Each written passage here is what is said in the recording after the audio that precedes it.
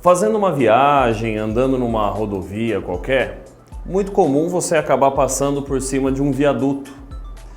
E às vezes dá um pouco de medo, porque além dele oscilar, às vezes parece que tem uns remendos ali, né? Você olha ali, parece que tem uma rachadura, você fica meio preocupado, será que vai cair ou não? Mas para que serve aquela rachadura, né? Então fica aí, a gente vai aprender isso agora, explica mais.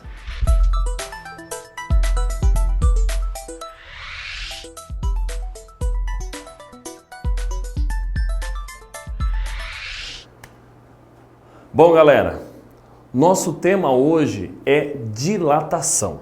Como assim dilatação? A gente viu que temperatura era uma forma de medir a taxa de agitação térmica das moléculas. O que eu preciso entender? Se de alguma forma essas moléculas adquirem mais energia, elas vão vibrar mais. E essa vibração ela não está somente ligada à frequência, mas também à amplitude de vibração. Isso quer dizer, corpos aquecidos tendem a dilatar.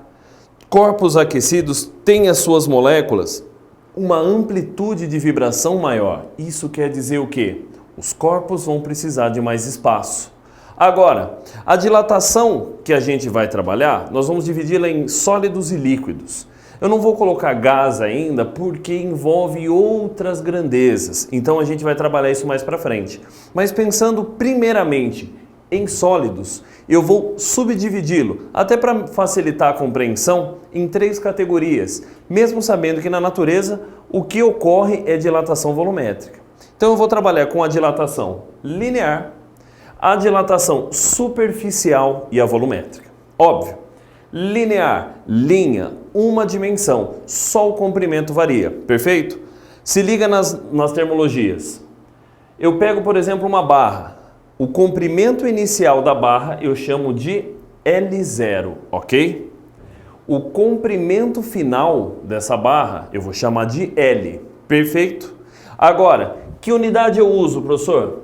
Pode ser qualquer unidade de comprimento, centímetro, metro, não tem uma regra. Óbvio, se o exercício jogar para vocês sistema internacional, vocês vão ter que usar o quê? Vocês vão ter que usar metros, ok? Mas normalmente ele não exige, não tem esse grau de rigor. Portanto, desde que todos estejam com a mesma unidade de comprimento, não tem problema. Agora, suponha que esta barra de comprimento L0, ela tenha sido aquecida. Isso quer dizer, aumentou-se a temperatura do material. Qual que é o detalhe que eu quero que vocês observem? Esse comprimento ele vai aumentar de L0 para L. Se eu perguntasse para vocês, qual é a dilatação desse objeto? Você vai falar, é a diferença entre os comprimentos. E sem dúvida, é básico. A diferença entre o comprimento final e inicial dá o quanto ele dilatou. É óbvio que se houver uma redução de temperatura, também vai influenciar o comprimento final. Se a temperatura cai, o comprimento diminui. E aí esse ΔL, você já deve esperar, ele vai dar negativo. Agora olha essa questão. E se eu não souber o comprimento final? Eu sei o comprimento inicial. Tem como eu descobrir qual será a dilatação ou até mesmo qual será o comprimento final a partir de algumas propriedades do material? Sim, tem. Se eu souber características como o quanto de temperatura vai variar, que é esse ΔT, e uma propriedade de cada material chamado de coeficiente de dilatação linear. É um padrão que normalmente a gente usa o seguinte: como comprimento inicial e dilatação são medidos na mesma unidade de comprimento, eles acabam se cancelando.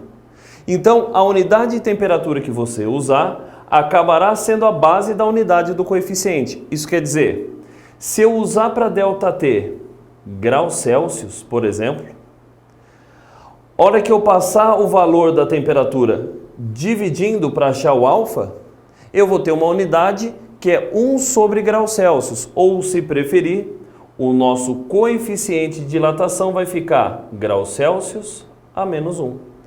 Óbvio, se for Fahrenheit, Kelvin, vai seguir o mesmo padrão. Então é importante você saber o seguinte: a dilatação de um corpo será maior quanto maior for o seu comprimento inicial. Só, mas por quê? Porque tem mais moléculas, ok? Que mais? Quanto maior for o seu coeficiente de dilatação, então é óbvio que alguns materiais você percebe que dilatam mais do que outros. E a variação de temperatura. Quanto mais você varia a temperatura de um corpo, mais varia o comprimento do mesmo, ok? Onde que a gente vê muito o caso da dilatação linear? Onde fica mais evidente?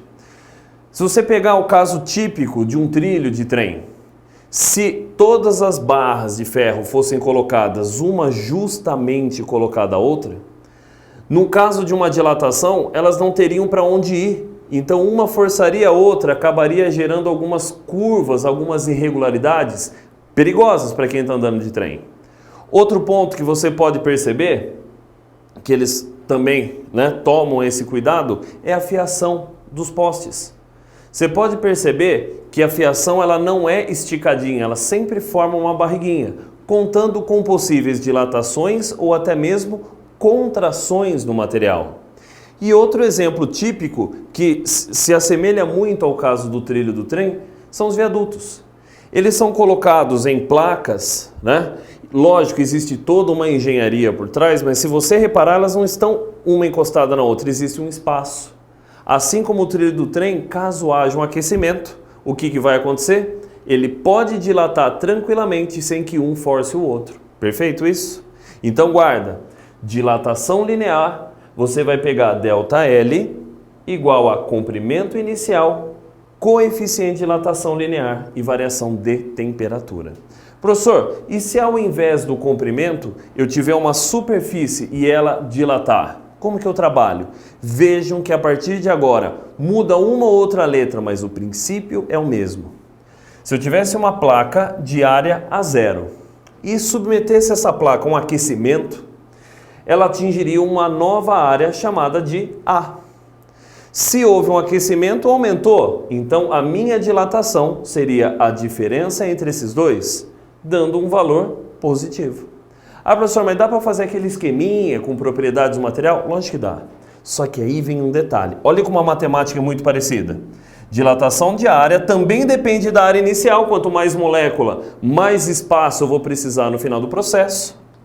Também dependo da variação da temperatura. Quanto mais a temperatura aumenta, maior a dilatação da área, da superfície. Só que o detalhe, tem um beta aqui. O que é esse beta? Ele é o coeficiente de dilatação superficial ou de área. Só que o detalhe é o seguinte, ele não é uma nova propriedade, nada mais é do que uma relação de proporcionalidade. Ele é o dobro da dilatação linear daquele mesmo material. Então, se eu tenho uma barra de ferro cujo coeficiente de dilatação linear é alfa, uma chapa de ferro vai ter um coeficiente de dilatação superficial equivalente ao dobro do alfa, perfeito? Então, não precisa ficar memorizando nenhum valor. Na verdade, você tem que ficar atento na leitura. Se ele falar linear e você estiver trabalhando com uma superfície, lembre sempre de dobrar. Outro detalhe importante, se ele pedir sistema internacional, área inicial, área final ou dilatação, metros ao quadrado. Uma observação, se o exercício falar de um furo, se você fizer um furo numa chapa metálica, por exemplo, ao esquentá-la esse furo aumenta ou diminui? A resposta é aumenta. Trabalhe sempre dessa forma, a gente vai aplicar isso em exercícios. O furo é como se fosse feito do material da chapa. Se ao esquentar a chapa aumenta, o furo aumenta também. Fica atento nisso. Depois eu mostro como calcular a dilatação desse furo. E para a gente finalizar, é óbvio que eu vou chegar no mais fácil, que é um objeto. Esse objeto tridimensional, ele vai ter um volume inicial. Se eu esquentá-lo, o volume dele vai para V, a dilatação dele é a diferença entre os volumes. Agora, o que muda se eu vou nas propriedades? A dilatação volumétrica é maior, quanto maior o volume inicial. Quanto maior for a variação de temperatura, e olha aqui, agora apareceu um gama. Fala, professor, eu não aguento mais essas letrinhas gregas. Mas o que o gama está te chamando a atenção? Não é de novo uma nova propriedade. Ele é uma proporção do alfa, da dilatação linear. O gama, dilatação volumétrica, é o triplo do coeficiente de dilatação linear. Maravilha? Lembra do furo na chapa? Se eu tiver um sólido, mas ele for oco, a área oca, que não tem matéria, também se comporta como o mesmo material do objeto. Então fique atento nisso. Se eu tenho uma esfera e ela é oca, a dilatação da região oca vai ser calculada como se a região oca, que não há nada de matéria, fosse feito do material daquela esfera. Perfeito? E vocês vão usar o mesmo coeficiente. Esses detalhes, essas observações, a gente vai aplicar nas nossas listas. Então fiquem atentos quando elas surgirem, ok? Forte abraço para vocês.